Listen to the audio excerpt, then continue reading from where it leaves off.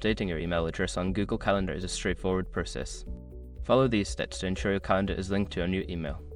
Step 1. Sign into Google Calendar. Open your web browser and go to the Google Calendar website. Sign in with your current Google account credentials. Step 2. Access account settings. Once logged in, click on the gear icon in the upper right corner to access the settings menu. Select settings from the drop-down options. Step 3. Navigate to account information.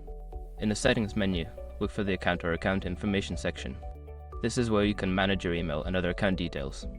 Step 4. Change email address. Locate the option to change your email address. Enter your new email address and follow any prompts to verify the change, which may include confirming your identity. Step 5. Save changes. After updating your email address, make sure to save your changes. You may need to log out and log back in with your new email to see the updates reflected in Google Calendar. By following these steps, you can successfully update your email address on Google Calendar. If you encounter any issues, consider checking Google Help Center for further assistance.